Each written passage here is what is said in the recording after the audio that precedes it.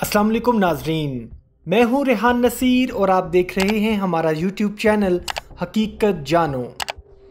दोस्तों, दज्जाल के फितने के बारे में नबी पाक हज़रत मोहम्मद सल्लल्लाहु अलैहि वसल्लम ने कई अहादीस मुबारका में बड़ी तफसील के साथ ज़िक्र फरमाया है। और ये फितना कितना सख्त होगा, इसको सुनकर सहाबा कराम पर भी खौफ तारी हो गया। और बेशक ये रुए ज़मीन पर बर्पा होने वाला सबसे बड़ा फितना होगा और अल्लाह ताला अपने बंदों की सख्त आजमाइश के लिए दज्जाल को ताकतों से भी नवाजेगा। लेकिन जो अल्लाह के बंदे होंगे वो उसके बहकावे में नहीं आएंगे। दोस्तों, अहादीस मुबारका में ये बयान हुआ है कि जब दज्जाली फितना अपने अरूज को छू रहा होगा तो सरजमीन फ़लस्तीन मुकाम लुद पर हज़रत ईसा अलैहिस्सलाम दज्जाल को कत्ल कर डालेंगे और जूँ दज्जाल का फितना अपने आखिरी अंजाम तक पहुँच जाएगा और फिर हज़रत ईसा अलैहिस्सलाम एक उम्मती और एक मुनसिफ इमाम की हैसियत से 40 साल तक ज़िंदा रहेंगे। दोस्तों, मुकाम लुद फ़लस्तीन में कहाँ वाक़या है और आज के वक्त में उस मुकाम पर क्या मौजूद है और अहादीस मुबारका में दज्जाल के ख़ात्मे के बारे में क्या फ़रमाया गया है, इस सब की तफसील आज हम बताएंगे आपको इस वीडियो में। लेकिन इससे पहले अगर आपने हमारे चैनल हकीकत जानो को सब्सक्राइब नहीं किया तो बराह करम सब्सक्राइब ज़रूर कर लीजिएगा और साथ ही साथ बेल के निशान को भी दबा दीजिए ताकि ऐसी ही हकीकत से भरी वीडियोस का नोटिफिकेशन आपको मिलता रहे। दोस्तों, मसनद अहमद की हदीस मुबारका है कि हज़रत आयशा सिद्दीक़ा रज़ियल्लाहु ताला अन्हा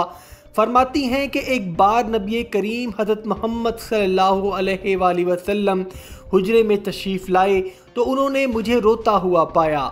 जब उन्होंने रोने की वजह पूछी तो मैंने जवाब दिया कि ए रसूल खुदा सल्लल्लाहु अलैहि वसल्लम, मैं आपके इरशाद करदा दज्जाली फितने से डर कर रो रही हूँ। तो आप सल्लल्लाहु अलैहि वसल्लम ने इरशाद फरमाया कि अगर वो निकला और उस वक्त मैं मौजूद हुआ तो तुम्हारी तरफ से मैं उससे निमट लूँगा, और अगर वो मेरे बाद निकला तो फिर ये बात याद रखना कि तुम्हारा परवरदिगार काना नहीं है और वो काना होगा, और जब वो निकलेगा तो उसके साथ अस्फिहान के यहूद होंगे। यहाँ तक कि जब वो मदीना की तरफ आएगा तो उस वक्त मदीना के 7 दरवाजे होंगे और हर दरवाजे पर 2-2 फरिश्ते निगरान होंगे। और उसके बाद वो फ़लस्तीन में बाबे लुद पर आएगा और तब ईसा अलैहिस्सलाम नज़ूल फरमा चुके होंगे और यहाँ वो उसको कत्ल करेंगे और फिर हज़रत ईसा अलैहिस्सलाम एक मुनसिफ इमाम की हैसियत से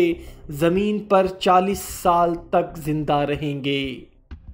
दोस्तों, हदीस मुबारका में बड़े वाज़े अल्फाज में बाबे लुद का जिक्र मिलता है जहाँ हज़रत ईसा अलैहिस्सलाम दज्जाल को कत्ल करेंगे। दोस्तों, लुद के लफ्ज़ी मायनी क़याम के हैं और आज से 1400 साल कबल इस हदीस मुबारका के बयान के वक्त लुद के मुकाम पर एक छोटा सा गांव था और हदीस मुबारका में कही जाने वाली बात कोई शक नहीं कि पत्थर पर लकीर है और ये पूरा होकर रहेगी। और लुद के मुकाम पर हज़रत ईसा अलैहिस्सलाम के हाथों दज्जाल का कत्ल मुसलमानों के लिए हमेशा अहमियत का हामिल रहा।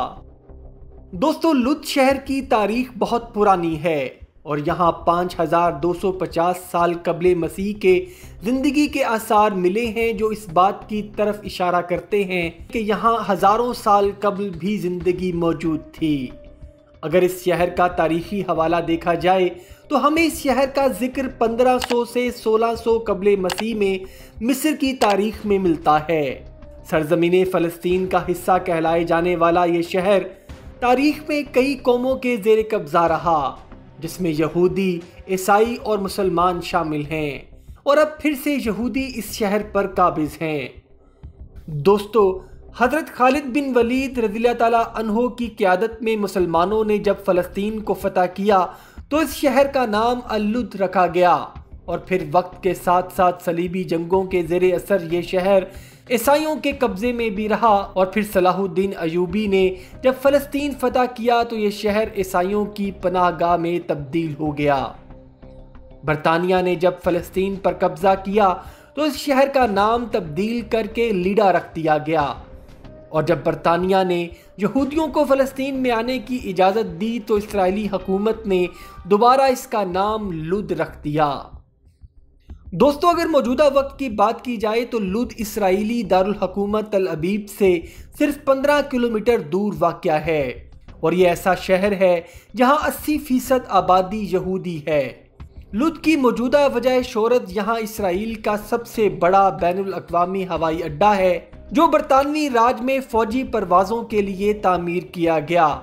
جو اسرائیل کے وجود میں آنے کے بعد ایک سول بین الاقوامی ہوائی اڈے میں تبدیل کر دیا گیا۔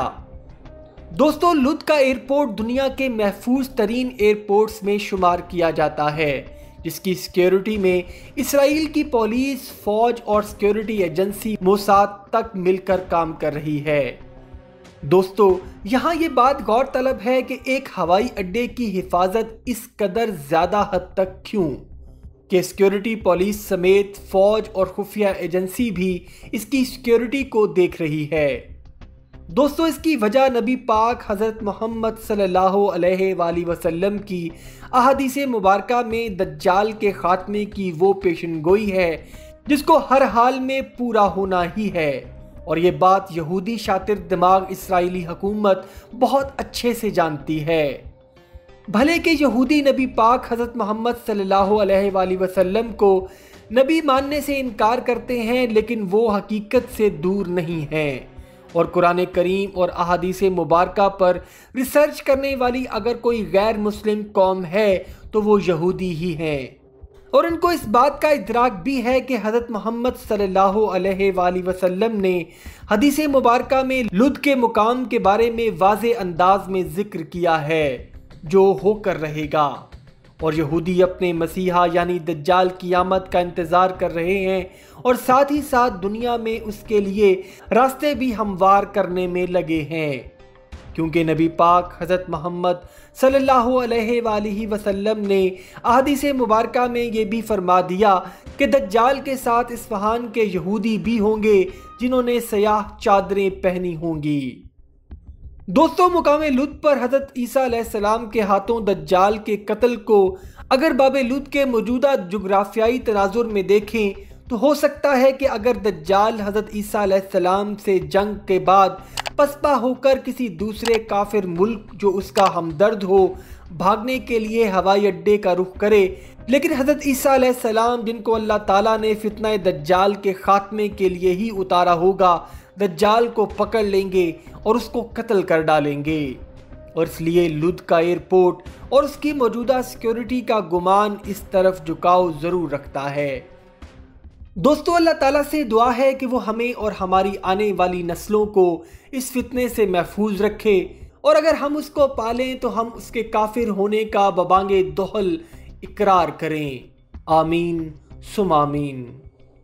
امید کرتا ہوں دوستو آج کی ویڈیو آپ کو پسند آئی ہوگی۔ اگر ویڈیو پسند آئی ہے تو ویڈیو کو لائک، شیئر اور کمنٹ سیکشن میں اپنی رائے کا اظہار ضرور کر دیجیے گا، اور جاتے جاتے چینل کو سبسکرائب کر کے ہماری حوصلہ افزائی بھی کر دیجیے۔ اپنا اور اپنے گھر والوں کا بہت سا خیال رکھیے گا۔ وما علینا الا البلاغ المبین۔